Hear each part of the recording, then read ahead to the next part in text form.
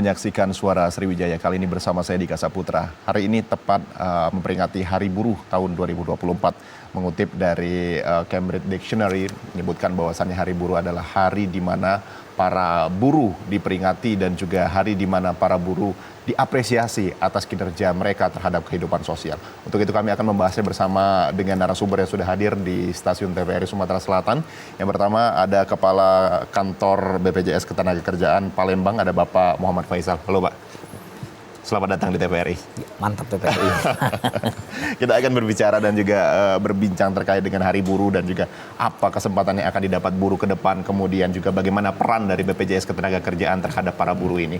Kemudian juga untuk pemirsa di rumah, kami juga sudah terhubung bersama melalui Zoom bersama dengan Ketua DPD KSPSI Sumatera Selatan. Ada Bapak Abdullah Anang.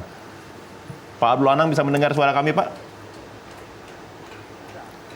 Selamat sore. Selamat sore Pak, selamat Hari Buruh dan juga sampaikan salam kami tentunya untuk teman-teman buruh yang ada di luar sana, dan kita akan berbincang terkait dengan bagaimana buruh keadaannya saat ini, kemudian juga apa yang diharapkan untuk ke depan bagi kesejahteraan sosial bagi para buruh seperti itu. Saya sebelumnya ke Pak Faisal terlebih dahulu, BPJS Ketenagakerjaan. Mungkin bisa dijelaskan sampai dengan saat ini perannya terhadap para buruh ini seperti apa Pak? Baik, terima kasih Mas Dika. Salam Pak Abdul Hanang dari Palembang. Mudah-mudahan kegiatan teman-teman aksi buruh pada hari ini membuahkan hasil yang diharapkan oleh teman-teman. Salam buruh dan sehat selalu. Jadi kalau sebagai badan penyelenggara jaminan sosial ketenagakerjaan, tentu kalau dilihat di tahun ke tahun banyak peningkatan manfaat Mas Dika. Contoh selama ini kita lihat kan dulu tidak ada beasiswa, sekarang tuh sudah ada beasiswa. Kalau saya tangkap sekarang di BPJS Ketenagakerjaan ini adalah badan publik yang di bawahnya presiden langsung. Kami bekerja berdasarkan undang-undang yang dijalankan. Tentu produk-produk yang dikeluarkan ini semuanya berorientasi bagaimana kesejahteraan buruh tadi, baik itu dari adanya kecelakaan kerja, kecelakaan, jaminan kematian, jaminan kehilangan pekerjaan, dan jaminan pensiun. Dan hari ini mungkin teman-teman buruh tahu, selama ini orang beranggapan bahwa pensiun itu hanya milik pegawai negeri sipil. Sekarang jaminan pensiun itu sudah bisa dimiliki oleh pekerja yang sektor formal dan maupun informal. Mereka bisa daftar secara pribadi. Oke, secara pribadi bisa mendaftarkan itu melalui BPJS Ketenagakerjaan itu. Betul. Baik, saya ke Pak Anang terlebih dahulu. Pak, mungkin bisa dijelaskan keadaan buruh saat ini, bagaimana pandangan Anda mewakili para buruh yang ada di luar sana, Pak? Baik, terima kasih. Kebetulan juga saya mohon maaf nggak bisa langsung ke stasiun TVRI, tapi saya sekarang sedang berada di lapangan. Saya bersama teman-teman ada di Jakarta untuk menyampaikan aspirasi. Ini bukti, artinya masih banyak pekerja-pekerja yang tadi juga sudah disampaikan oleh Bapak Kepala Cabang BPJS Kota Palembang. Masih banyak pekerja-pekerja kita yang belum terlindungi. Masih banyak. Oleh karena itu baru sisi perlindungan. Belum lagi hak pekerja yang lainnya. Oleh karena itu kami tetap konsisten dan berkomitmen dan mengharapkan kepada seluruh pelaku usaha untuk dapat memberikan hak-hak pekerja, terutama perlindungan kepada pekerja. Gitu. Baik. Pak Anang, hak pekerja dan terhadap perlindungan terhadap para pekerja ini mungkin bisa dijelaskan secara signifikan seperti apa, Pak? Kemudian juga orasi yang saat ini Pak Anang lakukan bersama dengan teman-teman seperti apa yang dilakukan dan juga bagaimana keadaan di sana, Pak? Ya, terutama tadi telah disampaikan oleh Bapak Kepala Cabang, hak pekerja artinya seluruh pekerja itu harus dan wajib untuk dilindungi. Jangan sampai ada persoalan permasalahan. Itu nanti para pekerja tidak terlindungi, terutama pada kecelakaan kerja. Kemudian ada hak-hak pada waktu mereka kerja, ada kecelakaan, ada kematian. Dan yang paling utama adalah jaminan hari tua mereka. Yang hal ini sangat diharapkan dan sangat dibutuhkan oleh para pekerja pada masa mereka untuk masuk kepada usia pensiun. Itu baru perlindungan. Kemudian hak pekerja lain.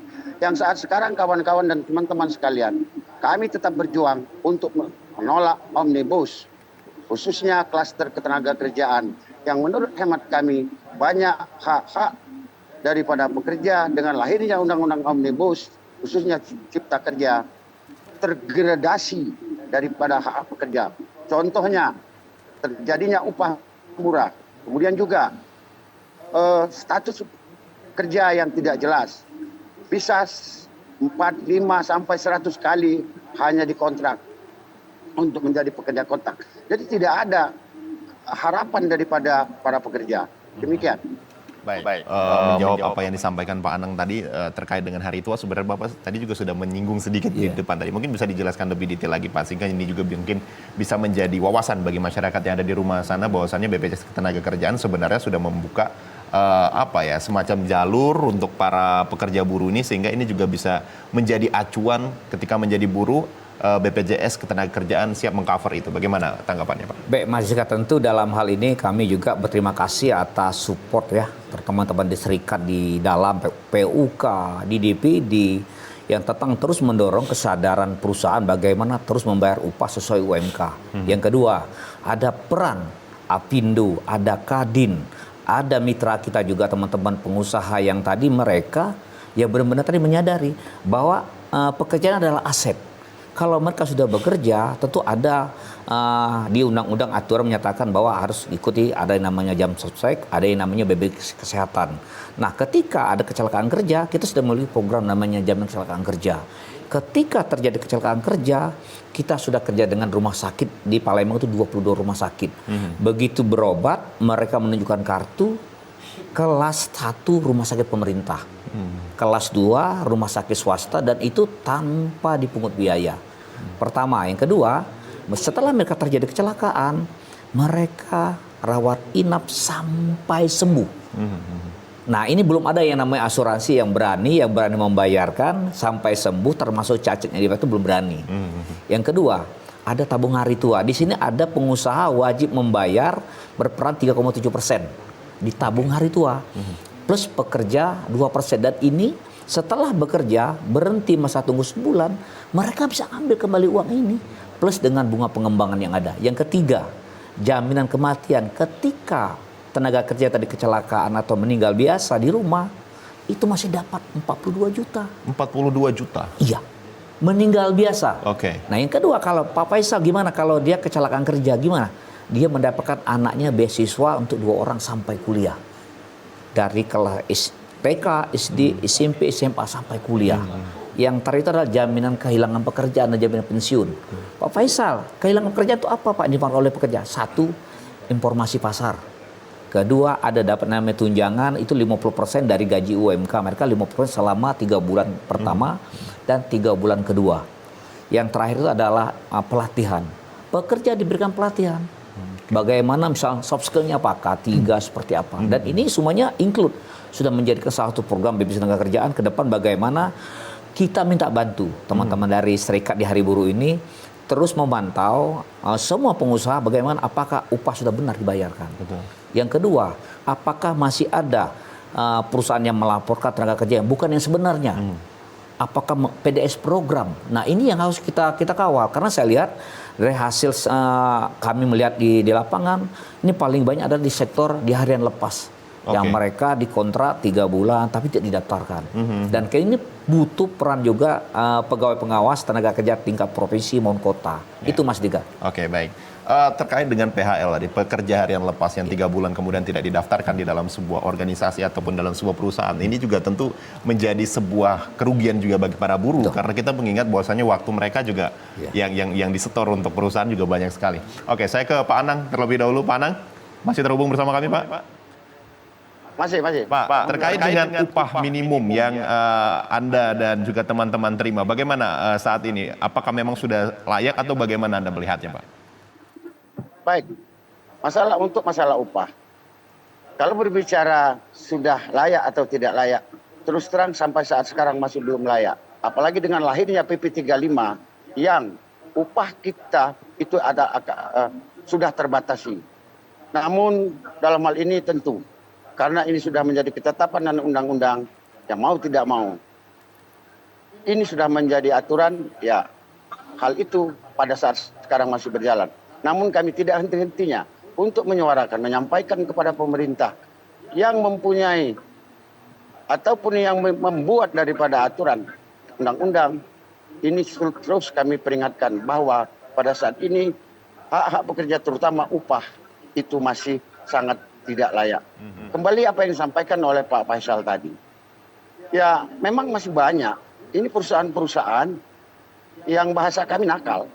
Terutama untuk pekerjaan harian lepas. Ini masih banyak yang tidak didaftarkan oleh pengusaha-pengusaha ataupun perusahaan-perusahaan. Yang didaftarkan hanya sebagian. Itu yang pertama. Yang kedua, upah pun masih banyak perusahaan-perusahaan yang tidak melaporkan upah sebenarnya. Ini contoh, bekerja satu hari itu sampai ada yang 12 jam. Itu ditambah upah lembur. Tapi apa yang disampaikan oleh pengusaha? Hanya dia disampaikan adalah upah minimum. Nah ini yang sekarang selalu menjadi perhatian kami. Oleh karena itu pada kesempatan ini, yuk mari sama-sama kita menyadari bahwasanya buruh ini adalah aset daripada perusahaan. Artinya kalau aset ini perlu untuk kita lindungi. Kami juga dari pekerja tidak akan macam-macam dan tidak akan neko-neko selagi kebutuhan kami tercukupi. Karena yang namanya pekerja buruh tidak akan berkeinginan ataupun tidak mungkin untuk mempunyai mobil mewah, rumah mewah. Tapi hanya kami bagaimana caranya perut daripada keluarga kami, sekolah anak kami, juga dan lain-lainnya bisa tercukupi. Demikian. Baik. Kita mendengar tadi bahwasannya tidak ingin yang mewah-mewah, yang dalam artian ya yang penting keluarga tercukupi, kemudian juga anak sekolah juga bisa tercukupi. Terkait dengan upah minimum yang ditetapkan di masing-masing provinsi, sebenarnya kalau kita melihat upah minimum itu faktor pendukung untuk meningkatnya upah minimum di masing-masing provinsi ini apa saja sebenarnya berdasarkan undang-undang, Pak? Kalau saya lihat kalau BPJS kan tidak bisa larinya ke upah karena juga itu terkait dengan kondisi pasar, Pak. Kebutuhan pekerja dengan harga pasar juga berdampak kepada kenaikan gula pasir, bahan pokok tentu juga tak ada artinya UMK itu naik. Karena juga pemerintah harus menekan itu kan. Nah itulah adanya kegiatan operasi pasar dengan Apindo, itu sangat mendukung. Karena kami melihat BPJS Tenagakerjaan, kami coba melihat ya beberapa opsi. Karena BPJS Tenagakerjaan itu contohnya, pekerja yang sudah bekerja setahun, kami itu memberikan pinjaman uang muka rumah. Jadi pekerja tuh bisa melakukan pinjaman uang muka rumah dengan 0 uang muka melalui kerjasama bank. Nah itu yang kita lakukan sekarang. Makanya BPJS Tenagakerjaan kalau teman-teman lihat apa sih peran BPJS Tenagakerjaan, ini Pak salah satunya. Yang kedua return to work. Pekerja yang tadi mengalami kecelakaan sampai patah itu tidak boleh dipecat dari aturan kita. Jadi mereka dirawat, dipasang pennya dan kembali bekerja. Dan kita sekarang bekerja sama dengan beberapa perusahaan bagaimana menerima orang-orang yang tadi yang kurang mampu. Tangannya sudah tangan palsu, kaki. Salah satunya di Alparia Jaya. Mereka sudah melakukan pelatihan dan mereka yang mungkin kakinya patah, tangannya cacat itu diperkerjakan oleh perusahaan. Sekarang kami terus mencoba bagaimana tadi orang-orang yang tadinya kekurangan mampuan ini, BPJS juga ikut membantu pemerintah. Nah yang ketiga, selain itu juga sekarang pemerintah mencoba bagaimana kalau ada kecelakaan kerja, jangan timbul kemiskinan baru. Nah ketika ini muncul, tentu berdampak juga ke ABBD di daerah, dinas sosial, yang meninggal, anak nggak sekolah. Nah BPJS Tenagakerjaan tadi coba masuk sebagai jaring pengamat sosialnya. Ketika terjadi kecelakaan kerja, benar dikata Pak Anang tadi, bagaimana anak mereka ke depan. Kalau mereka sudah tidak bekerja dengan, mohon maaf, dengan skill SMA, mereka tidak memiliki rumah, gaji sebulan habis, tentu ini yang perlu dipertimbangkan. Mungkin salah satunya bagaimana pemerintah dengan serikat mendukung bahwa pekerja-pekerja ini harus sudah dipikirkan bagaimana kesejahteraan mereka nanti. Kenapa kalau mereka sejahtera, mereka tidak akan ada turun di jalan seperti saat ini. Berbicara tentang kesejahteraan para buruh juga, sebenarnya kalau kita tadi berbicara bahwasannya apa yang sudah diselenggarakan oleh BPJS Ketenagakerjaan cukup banyak sekali untuk meng-coverage semua itu. Salah satunya adalah tadi DP untuk uang muka rumah, kemudian juga pelatihan-pelatihan dan lain sebagainya. Untuk siklus yang dilakukan oleh BPJS Ketenagakerjaan, Pak, dalam artian pelatihan, baik uang muka dan lain sebagainya, ini mungkin bisa dijelaskan kepada masyarakat, Pak, seperti apa? Jadi gini, pelatihan ini kan biasanya ketika kaitan dengan jaminan kehilangan pekerjaan. Nah, ketika kehilangan pekerjaan, ada aplikasi yang ada kaitannya dengan pemerintah. Jadi ketika dia PHK, jangan tadi tenaga kerja bilang mengundurkan diri, itu ada aplikasinya. yang sudah ada portalnya. Dan itu biasanya kemarin juga ada Pak Abdul Hanang ngelihat ada perusahaan yang tidak saya sebutkan, mereka itu kan tutup total perusahaannya. Dan mereka tuh berhak mendapatkan uang yang namanya tadi 50% dari UMK 6 bulan pertama, 3 bulan berikutnya. Dan ini juga menjadi salah satunya bagaimana saya berharap ada peran pemerintah membuat salah satu portal pencari kerja ketika seorang pekerja tadi berhenti dengan skill dia dan dia bisa ikut. Contoh sederhananya, Mas Dika, dia mungkin skillnya sebagai sopir. Ketika dia berhenti, mungkin karena usia, tapi dia akan mendapat satu connecting di HP-nya bahwa dia mungkin ada penerimaan di perusahaan ini. Tidak perlu lagi yang ada yang lamaran seperti hard copy, harusnya sudah digital. Betul. Dia upload, dia wawancara, dia tidak mesti datang mengantar lamaran, tapi dia cukup wawancara, gaji Anda mau berapa, Anda bisa kerja. Dan sekarang lihat, teman-teman yang keluar bekerja, berhenti, mereka masih harus mencari informasi kemana-mana. Dan mungkin saya pikir ini juga salah satu mengurai bagaimana juga BPJS Tenagakerjaan memberikan perlindungan. Yang kedua, mereka dapat berita informasi pasar, pelatihan, bagaimana. Dan kita berharap juga di sini ada peran juga bank-bank daerah seperti adanya CSR, dan ini pelatihan yang harus kita bangun. Artinya sama-sama di situ di cover dalam sebuah aplikasi atau juga portal, di mana portal itu akan memberikan informasi, kemudian juga pengalaman kerja dan lain sebagainya, sehingga tidak ada manual lagi seperti itu. Baik, kita nanti akan berbicara juga terkait dengan portal itu lebih lanjut, karena ini juga mungkin sangat dibutuhkan bagi masyarakat yang ada di rumah, terutama para fresh graduate yang memang baru mau melamar, kemudian dari perusahaan lain ke perusahaan lain, ini kan sangat mekanismenya sangat panjang sekali. Mungkin dengan adanya portal itu juga teman-teman yang ada di rumah juga bisa mengetahui seperti apa. Jadi tetaplah bersama kami tentunya di Suara Sriwijaya.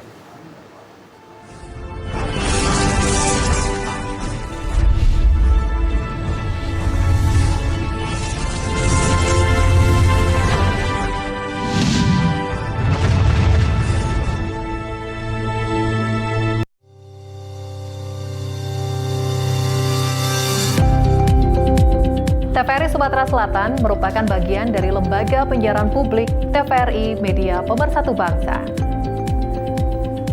Kami siap untuk menjadi yang terdepan dalam teknologi penyiaran digital, mewujudkan konvergensi media dalam bentuk layanan multiplatform.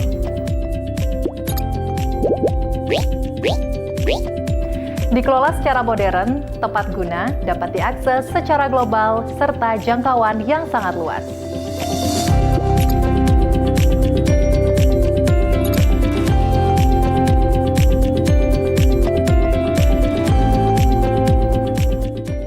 TVRI Sumatera Selatan hadir dengan tayangan bermutu, mencerahkan, serta syarat dengan kearifan lokal.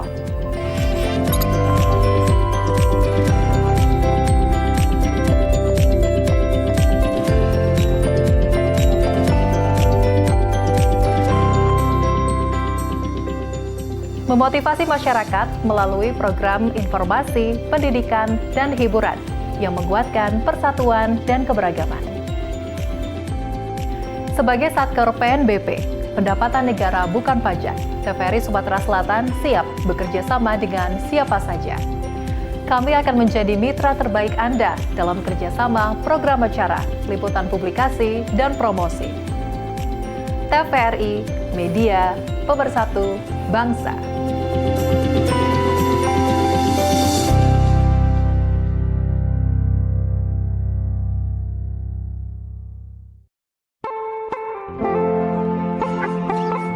Balikpapan, simpul hilirisasi migas dan logistik Kalimantan Timur, berdampingan dengan Ibu Kota Nusantara. Bahwa kepindahan Ibu Kota Negara ke Nusantara adalah bukan hanya pindah istana presiden, tetapi yang ingin kita bangun adalah budaya kerja baru, mindset baru. Ibu Kota Nusantara, babak baru peradaban bangsa Indonesia. Menjadi pusat pemerintahan dan inovasi hijau. Walaupun kita harus berpikir bahwa IKN Nusantara ini kan Indonesia sentris. Nggak boleh lagi Jawa sentris dan juga nggak boleh Kalimantan sentris. Tetapi kita ingin mengangkat juga budaya lokal ke dalam berbagai hal di mana kita keseharian kita juga nanti akan diwarnai. Dibangun dan didirikan berdasarkan Undang-Undang Nomor 3 Tahun 2022 tentang Ibu Kota Negara. menuju visi Indonesia 2045. Kota Dunia untuk semua.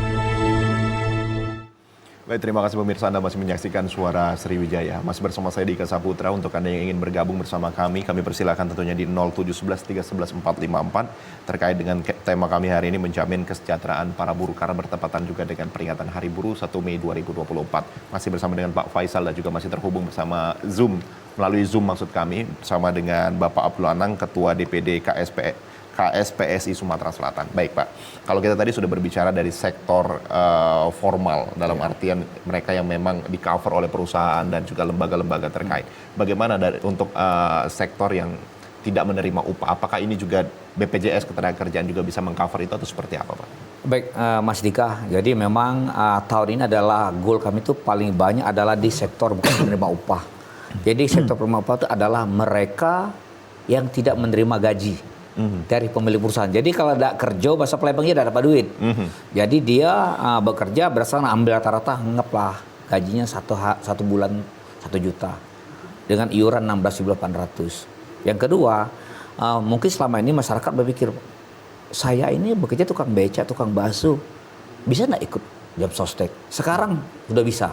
Nah, kami lagi menggarap tuh, kebetulan saya dengan tim saya dengan Pak Suardi Ahmad, Kepala Bidang Keagenan juga. Sekarang tuh kita bekerja sama dengan beberapa teman-teman di agen perisai, seperti agen pasar, dan mereka ini mencoba merangkul pedagang pasar yang tadi resikonya lebih besar, tapi mereka nggak sanggup bayar.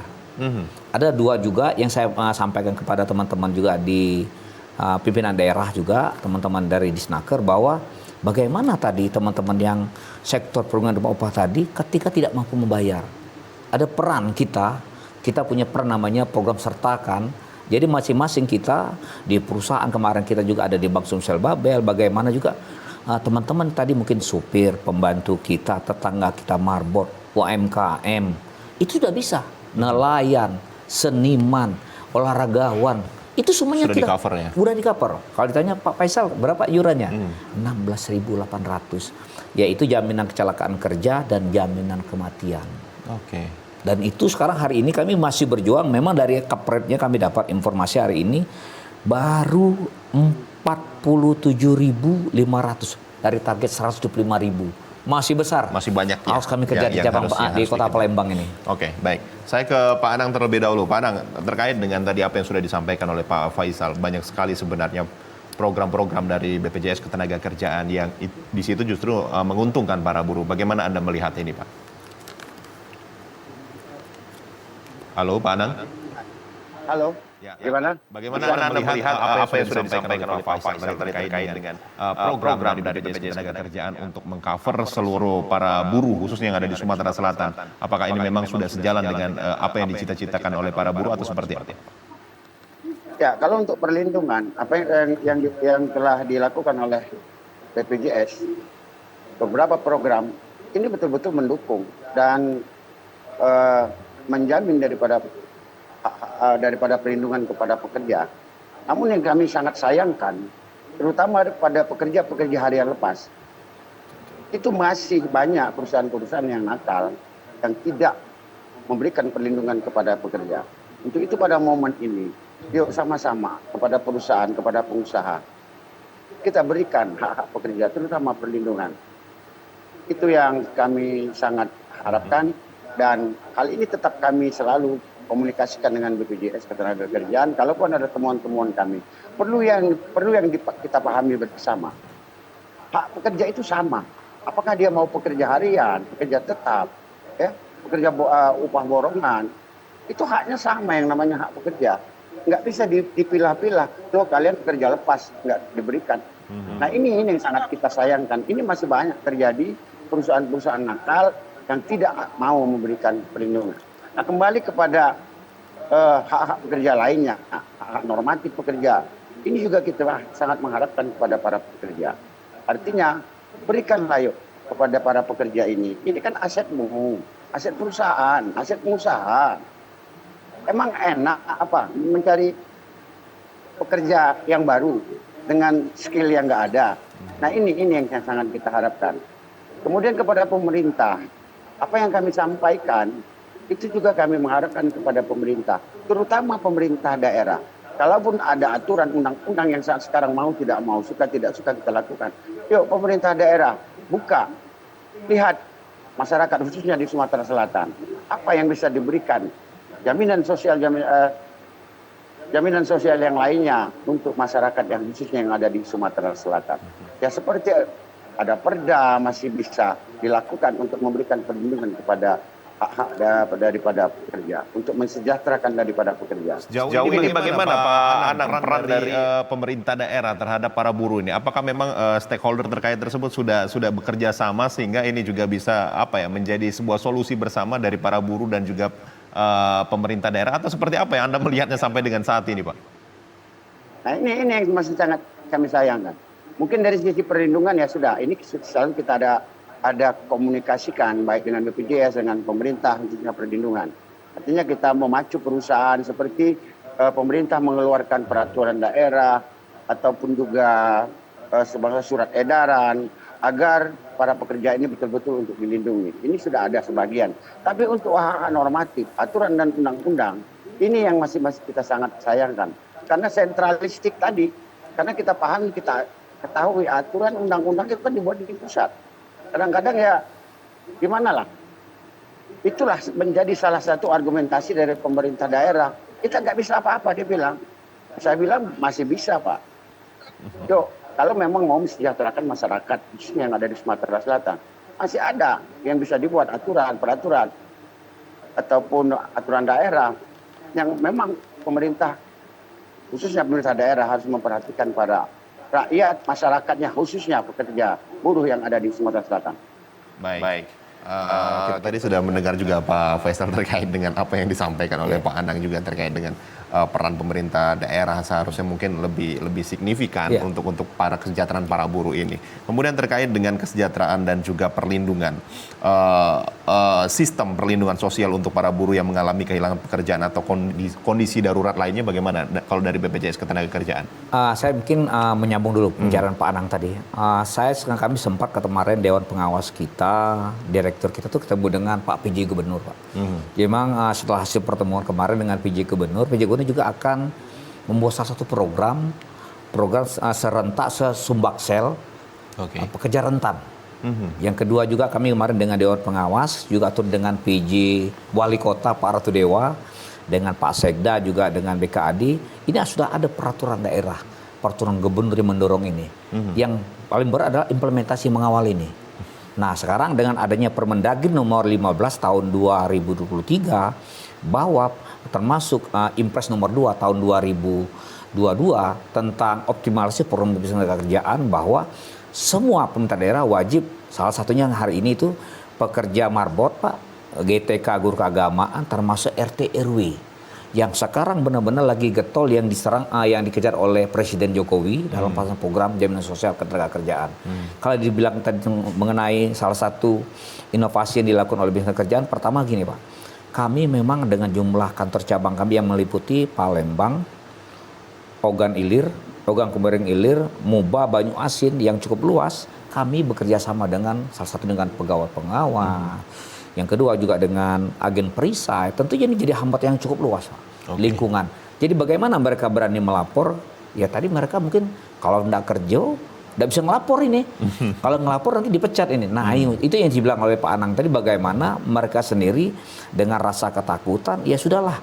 Yang kedua, setelah terjadi kecelakaan, dia masuk rumah sakit. Sampai di mana perlindungan ini? Nah, kalau dia alihkan daftar ke kami, tentu kan perlindungannya berubah. Nah, bagaimana solusinya Pak Faisal? Mungkin ada teman-teman, Pak Faisal gimana daftarnya? Silakan di-download di JMO Mobile, di Play Store itu bisa didaftarkan. Mau ngambil 2 program, seperti itu. Oke. Apa tadi nama aplikasinya, Pak? JMO, Jam Sostek Mobile. Jam Sostek Mobile, silakan. Nah, di situ di-download bisa ya. untuk klaim jam sostek, bisa di situ bisa dilakukan. Oke, Untuk ngecek. terintegrasi ya. Terintegrasi di kita. Oke. Dalam artian cukup dengan mengklik atau juga mendownload aplikasi itu, apapun yang menjadi keluhan dan lain sebagainya nanti terintegrasi ke Iya. BPJS Ketenagakerjaan. Terkait juga dengan sistem perlindungan bagi para buruh, Pak. Iya. Ini seperti apa? Kalau tadi Pak Anang tadi menyinggung sedikit terkait dengan perlindungan ini juga seperti Jadi apa? gini, kalau perlindungan buruh kita harus ngambil dua. Kalau yang belum menjadi peserta, siapa yang menjaga ini? Siapa yang mengawal ini? Kalau sudah menjadi peserta, tanggung jawabnya kita. Oke. Bidang kerjaan ketika didaftar oleh perusahaan, tentu menjadi tanggung jawab kami membayarkan klaim tadi. Pertama, tepat orang, tepat jumlah, dan tepat waktu. Contoh, Pak Faisal, kalau di kecelakaan kerja, perlindungannya apa tadi, Pak? Jaminan hari tuanya harus terdaftar, kecelakaannya harus ada, kematian, kehilangan pekerjaan. Itu skema yang ada, otomatis menjadi salah satu pengawalnya apa? Ketika ada perselisihan. Contoh, ketika kemarin terjadi kecelakaan yang ada di Ngora Enim, flyover. Ternyata perusahaan tadi PDS program, Pak. Yang didaftarkan adalah sapamnya doang. Jadi- Bukan orang daerah didaftarkan. Oh, buruhnya tidak didaftarkan? Iya, nah ini yang paling ada risiko bagaimana tadi peran pegawai pengawas juga penting, Pak. Karena juga masyarakat, Pak, kami kok kerja di buruh di jasa konstruksi, kenapa kita belum? Harusnya teman-teman wajib nanya, Pak, kami terlindungi enggak nih? Kerja proyek ini. Kalau belum kita lapor. Tapi banyak sekali perusahaan-perusahaan yang besar Wika itu, Pak, sudah ISO, mereka pasti daftarin kita, Pak. Mereka sudah ada standar SOP, kalau nggak ada jaminan sosial mereka nggak bisa mendapatkan proyek berikutnya. Oke. Dan mereka juga setiap tahun membuat surat ke kita zero insiden, Pak. Mereka begitu sangat hati-hati soal insiden. Nah, bagaimana tadi mereka yang tidak terlindungi? Nah, tadi salah satunya peran kita bersama, serikat pekerja, kita, Apindo, pemerintah. Seperti itu mengawal mereka. Kenapa? Banyak proyek yang datang seperti di proyek jasa konstruksi, pembuatan jalan tol, belum tentu semua bisa terdaftar dengan kita. Oke. Dan juga BPJS Ketenagakerjaan akhirnya tidak bisa bertanggung jawab juga atas apa yang terjadi Betul. ketika memang tidak terdaftar Betul. dalam BPJS Ketenagakerjaan. Baik, kita juga akan berbicara nanti terkait juga dengan bantuan hukum dan lain sebagainya. Iya. Mungkin ini juga PR juga, Pak, Iya. karena ini juga mungkin banyak karyawan yang di luar sana yang ingin ngadu lah istilahnya, Iya. dalam artian Iya. ingin mempertanyakan hak dan kewajiban dirinya dan juga perusahaan, akan tetapi mungkin takut dan lain sebagainya. Nanti kita akan membahas lagi, pemirsa di rumah tetaplah bersama kami tentunya di Suara Sriwijaya.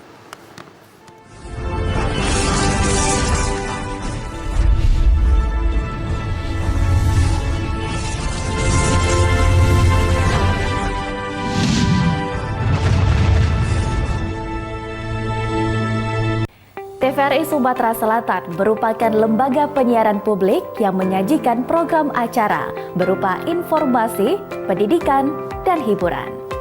Memiliki coverage area yang sangat luas, TVRI Sumatera Selatan dapat Anda saksikan melalui aplikasi TVRI Klik, aplikasi Intek, satelit Telkom 4 dan satelit Merah Putih, serta live streaming YouTube TVRI Sumsel. TVRI Sumatera Selatan mengajak Anda untuk berkolaborasi melalui kerjasama siaran dan kerjasama non-siaran. Kerjasama siaran meliputi advertorial, iklan komersil, iklan layanan masyarakat, full telop, serta running text. Siaran program berupa talk show, feature, budaya, dan hiburan musik. Kerjasama non-siaran meliputi MUX untuk siaran digital. Bagi Anda yang ingin bekerja sama, silakan hubungi bagian pengembangan usaha dan promo TVRI Sumatera Selatan.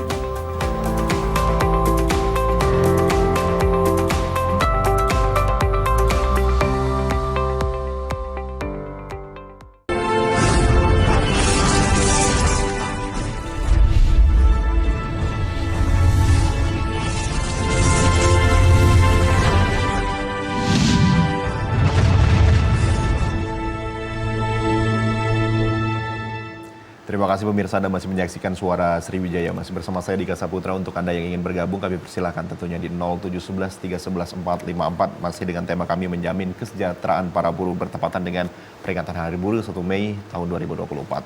Saat ini masih bersama dengan Bapak Faisal, Kepala Kantor BPJS Ketenagakerjaan Palembang. Kemudian juga masih bersama dengan Bapak Abdullah Anang, Ketua DPD KSPSI Sumatera Selatan. Baik, saya ke Pak Anang. Pak Anang, masih terhubung bersama kami, Pak? Alhamdulillah masih. Pak, terkait dengan mungkin teman-teman buruh yang ingin melaporkan atau juga menanyakan terkait dengan hak dan kewajiban baik dari perusahaan maupun individunya. Apakah memang dari serikat pekerja ini sudah ada sebuah lembaga hukum yang menaungi itu atau seperti apa Pak untuk sampai dengan sejauh ini? Ya, jadi kami dari SPSI juga mempunyai biro hukum kami. Kalaupun ada permasalahan-permasalahan ketenagakerjaan menyangkut hak-hak mereka, terutama perlindungan, itu tetap kita terima dan kita tindak lanjuti. Dan kami tidak segan-segan dan selalu berkoordinasi dengan pihak BPJS. Malah kami sering minta untuk kita lihat perusahaan-perusahaan yang masih belum melaksanakan perlindungan terhadap pekerja. Nah ini yang sudah selalu kita bangun hubungan sinergi dengan BPJS Ketenagakerjaan. Oke. Baik. Dalam artian SPSI menaungi seluruh buruh khususnya yang ada di Sumatera Selatan ketika ingin menanyakan, kemudian ingin meminta bantuan hukum terkait dengan hak dan juga kewajiban dari perusahaan dan juga para buruh seperti itu. Kemudian sampai dengan sejauh ini, apakah memang banyak perusahaan, Pak, khususnya di Sumatera Selatan yang masih dalam tanda kutip nakal seperti itu? Bagaimana Anda melihatnya, Pak? Berbicara banyak, ya masih ada. Oleh karena itu, kami tetap selalu berkomitmen untuk melihat daripada perusahaan-perusahaan yang masih belum melaksanakan. Kebetulan juga kami ada di Lembaga Kerjasama Tripartit, dan ini adalah forum lembaga yang sangat strategis yang ada, dan kami selalu memantau perusahaan-perusahaan, karena di LKS Tripartit kita mempunyai program yaitu pembinaan kepada perusahaan-perusahaan yang ada. Kebetulan di LKS ini ada 3 unsur yang ada, baik pemerintah, Apindo maupun serikat. Nah disinilah kami kadang-kadang masuk dalam konteks pembinaan. Dengan demikian kita mengetahui perusahaan-perusahaan mana yang masih belum sepenuhnya melindungi daripada pekerja. Karena saya sampaikan di awal tadi, masih banyak perusahaan-perusahaan yang hanya memberikan perlindungan sebagian daripada para pekerjanya. Tadi sudah disinggung oleh Pak Faisal, terutama pekerja-pekerja buruh harian. Ini kadang-kadang agak kurang dianggap oleh perusahaan karena mereka dianggap adalah harian lepas. Demikian. Oke. Baik, terkait dengan pekerja harian lepas tadi, sebenarnya kalau dari BPJS Ketenagakerjaan melihat ini seperti apa Pak? Sebenarnya seharusnya perusahaan memenuhi kewajiban ini seperti apa, dan kewajibannya juga bagaimana terhadap para PHL ini Pak? Baik, Mas Dika, mudah-mudahan tanpa lancar aja Pak Abdullah Anangnya di sana. Mudah-mudahan teman-teman serikat juga selalu diberikan kesehatan di dalam melakukan orasi. Jadi gini Mas Dika, sebenarnya di undang-undang itu tidak ada yang namanya pekerja kontrak. Begitu dia sudah bekerja, itu sudah wajib terlindungi. Begitu didaftarkan hari itu, 1 jam kecelakaan, itu sudah terlindungi oleh kita. Jadi sebenarnya tidak ada lagi toleransi sekian hari didaftarkan, harus 3 bulan menjadi peserta. Karena BPJS Ketenagakerjaan ini bukan profit oriented. Jadi semua yang dana yang didapat dari kita kembalikan kesejahteraan kepada pekerja. Nah kalau BHL tadi contoh, mereka mungkin bekerja di salah satu infrastruktur pembangunan gedung. Kan ini banyak nih, di-sub lagi. Dan ini yang sebenarnya salah satu pengawalnya adalah bagaimana pemberi kerja proyek tadi menanyakan, Pak ini proyek sudah dikerjakan, apakah sudah terlindungi teman-teman tukang-tukang ini? Nah tukang-tukang ini kan temporary, bisa 3 bulan, pelindungnya sama pembayarannya. Sama, cuma saja kalau dia jasa konstruksi ini mereka hanya membayarkan kecelakaan kerja dan jaminan kematian, tidak ada tabungan. Nah bagaimana Pak kalau terjadi kecelakaan mereka tidak terlindungi, mereka wajib melapor ke pengawas. Yang kedua, ada saya sampaikan juga Mas Dika, bahwa hari ini kami itu masih banyak memanggil menyuarti perusahaan yang belum bayar. Oke, masih Nah, banyak juga itu Iya, perusahaan seperti saya itu. juga sesuai dengan PP 86 tahun 2015 tentang pengenaan sanksi, kami itu bekerja dengan kejaksaan, dengan kepolisian. Oke. Jadi kalau perusahaan tadi menunggak, biasanya perusahaan itu kenapa? Setelah ada delik aduan dari pekerja, menyatakan ketika dia berobat nggak bisa, pas ngambil tabung hari tua ke kantor juga ternyata perusahaan tadi nunggak. Oke. Dan ini yang paling berisiko ketika Artinya perusahaan itu tidak membayarkan betul kewajibannya. Nah, ini kenapa? Tertahan hak dia. Dan inilah salah satu menjadi delik aduan adanya dipanggil oleh pihak-pihak yang berwenang. Nah, kami sebagai badan penyelenggara, kami tidak bisa menindak. Kami hanya menghimbau, menyurati, ayo Bapak Ibu dibayar, Pak. Ini ada iuran yang harus dibayar. Oke. Nah, itu kita lakukan secara baik-baik kepada perusahaan karena memang kita bermitra. Oke. Nah, contoh kemarin di zaman pandemi, kita tuh malah Pak, perusahaan-perusahaan tadi yang keberatan yang nunggak itu kita berikan Pak keringanan karena memang pemerintah nggak ingin ketika terjadi pandemi justru PHK besar-besaran. Nah, hari ini mungkin kalau teman-teman cerita apa sih Pak Faisal yang menjadi ditakut oleh perusahaan? Perusahaan lebih takut membayar iuran BPJS Kesehatan pada iuran kita. Lebih takut membayar iuran BPJS Iya, Kesehatan karena BPJS Kesehatan daripada tadi sifatnya Oke. Pak hari ini harus berobat, kalau tidak dibayar, Iya, betul. mereka langsung ditolak di rumah sakit Pak. Oke. Itu kalau kami tidak Pak. Jadi ketika ada kecelakaan kerja masa periode 3 bulan perusahaan menunggu itu masih dilayanin oleh kita. Itu yang membedakan kita sama. Oke, baik. Kita tanyakan terlebih dahulu ke Pak Faisal. Baik, Pak Faisal. Maksud saya Pak Anang terkait dengan pernyataan Pak Faisal tadi, teman-teman buruh lebih takut untuk membayar BPJS kesehatan daripada BPJS Ketenagakerjaan. Bagaimana Anda melihat ini, Pak? Apakah memang kenyataan di lapangan seperti itu, Pak Anang? Begini, barangkali Mas Dika, apa yang disampaikan Pak Faisal, sebetulnya untuk perlindungan itu ya, ini perlu dipahami juga oleh para pemeriksa dan juga para penyelenggara. Program BPJS itu ada 2. Jadi ada program BPJS Tenaga Kerja dan ada program BPJS Kesehatan. Ini beda, yang kapannya beda. Nah, untuk BPJS Ketenagakerjaan, ini menurut kami ini yang perlu diperhatikan. Ini yang perlu diperhatikan. Kalau BPJS Kesehatan, kalaupun dia belum terdaftar sebagai peserta BPJS, itu artinya masih bisa diusahakan yang namanya masyarakat rakyat Indonesia sesuai dengan Undang-Undang Jaminan Sosial. Itu seluruh rakyat, seluruh masyarakat itu sudah tercover Pak masalah kesehatan. Betul. Kalau dia pekerja, kalau dia pekerja itu otomatis ada perusahaan karena ada persentase dari pekerja dan juga. Kalau dia mandiri ya dia bayar pribadi. Kalau dia tidak mampu, nah itu yang saya katakan tadi, KIS tadi. Jadi semua rakyat Indonesia itu tidak ada yang tidak bisa berobat ke rumah sakit. Pasti harus bisa berobat. Tinggal bagaimana kita untuk mengetahui regulasi atau aturan itu. Nah untuk BPJS Ketenagakerjaan ini menurut kami Pak, ini sangat wajib. Oleh karena itu kami mengimbau jangan dipilah-pilah. Tenaga kerja buruh hari lepas, tetap dan lain sebagainya. Ini jangan dianggap enteng. Kalau sudah terjadi kecelakaan, kami tidak akan tinggal diam, khususnya kepada anggota kami. Kami akan gugat dan akan kami tuntut. Dan ini sudah terjadi beberapa kali. Itu harapan kami. Demikian. Oke, baik. Dalam artian memang ini sangat diperlukan dan juga penting sekali, baik tenaga kerjaan maupun kesehatan. Kesehatan berkaitan dengan rumah Undang-undangnya sakit. sama. Undang-undangnya pun sama seperti itu. Baik. Terkait dengan ke depan, Pak, mungkin dari BPJS Ketenagakerjaan ke depan untuk apa ya, mensejahterakan para buruh, kemudian memberikan wawasan lagi apa yang akan dilakukan untuk beberapa tahun ke depan. Ya, hari ini saya dengan timnya BB Kesehatan itu kami kerjasama di lapangan dengan pengawasnya. Jadi kita sama turun melihat, akhirnya kami temukan beberapa permasalahan. Ternyata ada yang didaftarkan BB Kesehatan, ada yang tidak didaftarkan BB Ketenagakerjaan. Oke. Jadi data tidak sinkron. Nah makanya kami selalu di lapangan bertemu pegawai pengawasnya BBC Kesehatan, mungkin turun kita ke lapangan, mengecek nama PTA, PTB, sama nggak datanya.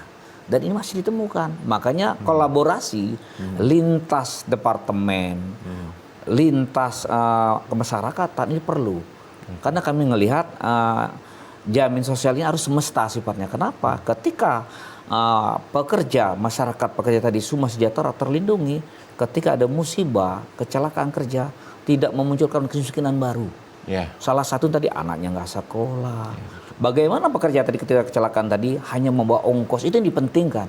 Nah sekarang mereka ketika kecelakaan kerja harus ada sumbangan sini-sini, sampai kapan? Ya. Nah kami juga mengajak juga salah satunya RT, RW, camat, lurah, jika ada perusahaan-perusahaan di sekitar lokasi kerja kita yang mungkin sifatnya besar, karena juga ada sangkut pautnya dengan resiko kecelakaan kerja. Contoh kemarin di Sumatera Utara kita lihat ada pabrik korek api yang meledak itu kan di perumahan. Itu peran juga masyarakat harus melaporkan karena menyangkut. Artinya masyarakat juga harusnya bertindak juga ketika melihat ini ya. Nah sekarang contoh lah soal ada perusahaan orang yang menjual tabung gas. Tabung gas itu kan harus wajib lapor. Yang namanya wajib lapor sepadan. Samping, depan, belakang. Kalau meledak sekampung juga habis. Nah kalau sudah kayak gitu sebenarnya bertanggung jawab pemerintah. Masyarakat tadi tidak terlindungi. Kalau tidak ikut jam sostek, dia hanya mendapatkan perobotan biasa. Kalau ikut jam sostek, cacatnya tadi dihitung. Rumah sakitnya hari ini di Medan, itu pegawai dinas pariwisata nggak salah hari ini tuh hampir 2,8 miliar masih koma. Dan dia itu tercover sampai hari ini. Nah jadi kami mengajak teman-teman semua selain dari buruh tadi ada teman-teman sektor informal, tukang ojek, tukang bakso, seniman, segala yang sifat informal, silakan didaftarkan ke BPJS Tenagakerjaan melalui jam sostek mobile, bisa di Play Store, di download. Teman-teman hanya mendownload KTP, bisa dibayarkan iuran di situ langsung tanpa mesti datang ke kantor BPJS Tenagakerjaan. Oke, baik, karena memang itu untuk masa depan juga. Kita tidak pernah tahu apa yang terjadi ke depan, dan salah satu hal untuk mengantisipasinya tadi adalah BPJS tersebut melalui aplikasi MJO tadi Pak. JMO maaf, JMO seperti. Kita akan membahas lebih lanjut lagi terkait dengan kesejahteraan para buruh, jadi tetaplah bersama kami di Suara Sriwijaya.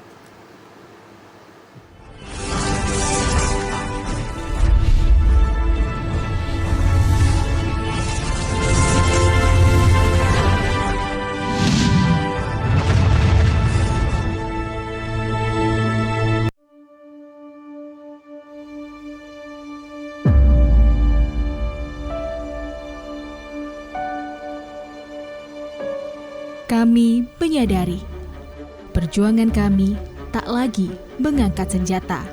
Daratnya turun, gitu ya. Melainkan tentang bagaimana meneruskan cita-cita bangsa, menciptakan generasi cerdas yang bermartabat.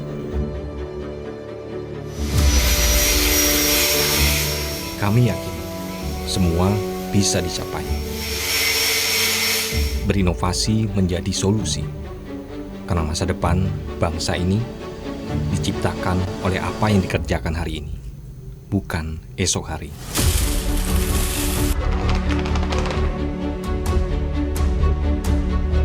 Kami sadar tak perlu menjadi yang hebat untuk membangun negeri ini, melainkan fokus mengembangkan kreativitas akan lebih berarti bagi yang menikmati.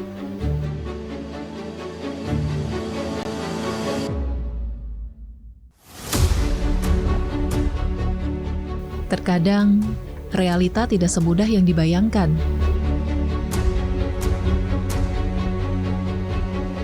Kami tak pernah menyerah pada apa yang dihadapi. Setelah ini, apakah ada pengolahan lebih lanjut lagi dari bukan sebatas informasi, tapi tentang bagaimana mengabarkan kebenaran hari ini untuk perubahan di masa depan. Sampah bukan hanya tanggung jawab pemerintah saja, namun juga tanggung jawab kita semua. Demikian kondisi terkini kami laporkan. Siapapun dan dari manapun kami tetap pemuda Indonesia.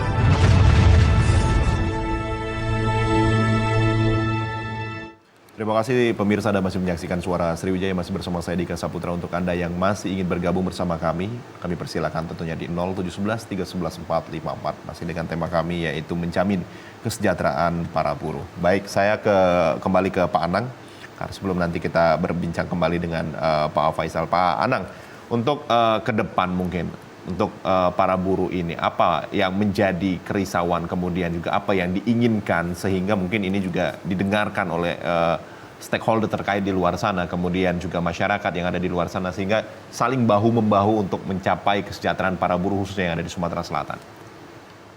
Baik, jadi khususnya untuk mungkin akan kami harapkan kepada pemerintah, khususnya Undang-Undang Omnibus itu betul-betul menjadi fokus harapan kami, kiranya bisa nanti untuk khususnya ketenaga kerjaan, klaster ketenaga kerjaan itu untuk ditinjau ulang dan dikaji ulang undang-undang tersebut, yang mana undang-undang tersebut menurut hemat kami memang masih banyak sekali hak-hak daripada pekerja terdegradasi. Oleh karena itu, momentum pada hari ini, kami pun saat sekarang ada di Jakarta, kami menghimbau kiranya, khususnya pemerintah daerah juga, kalaupun undang-undang ini tetap berlaku, ya pemerintah daerah juga untuk dapat memikirkan masyarakat yang ada di Sumatera Selatan, agar khususnya Sumatera Selatan, masyarakat pekerja buruhnya tetap akan dapat perlindungan dan juga ada jaminan-jaminan sosial lainnya yang dapat diperhatikan oleh pemerintah. Baik, seperti itu. Jadi ada beberapa hal yang disoroti terkait dengan menjamin para buruh, khususnya dibantu juga oleh pemerintah. Kalau dari BPJS Ketenagakerjaan, Pak Faisal, untuk mengcover seluruh itu dan memudahkan para buruh ini, sebenarnya kalau tadi Bapak menyinggung tadi terkait dengan aplikasi atau juga portal yang sudah disiapkan, apalagi kira-kira dari BPJS Ketenagakerjaan terkait dengan perlindungan, kemudian juga mesejahterakan para teman-teman buruh yang ada di luar sana untuk programnya, Pak? Kalau harapan kami di bisnis kerjaan ini kan jelas ini adalah produk undang-undang. Tentu produk undang-undang peraturan yang dikeluarkan oleh Presiden, Pendagri, tentu implementasinya kayaknya vertikal ke kita, juga harus horizontalnya juga pada teman-teman di pemerintahan daerah. Kenapa? Kalau produk hukum ini sudah turun, tentu kan harus diimplementasikan. Nah, kami harus bekerja sama dengan serikat pekerja, Bank BTN, BNI. Kami ada kerjasama dengan keagenan perisai. Sudah itu juga ada yang namanya dengan Kadin, Avindu. Kenapa kaitannya? Di situ di semua departemen itu sudah ada anggaran-anggaran yang sudah ditentukan oleh pemerintah untuk perlindungan para kepala desa, suatu perlindungan kepada orang-orang miskin, itu semua ada. Termasuk sekarang hari ini juga kami lagi membahas masalah dana bagi hasil sawit. Kami dengan Dinas Perkebunan yang ada di Kota Sumsel juga hari ini kami lagi membahas juga bagaimana DBH cukai, tembakau. Di situ kan ada pekerja sektor informal yang kerja secara harian yang harus memang dilindungi. Dan ini perlu juga kerjasama pemerintah daerah. Selain itu juga ada tangan-tangan yang baik hati menyampaikan kepada kami, Pak, ini ada potensi.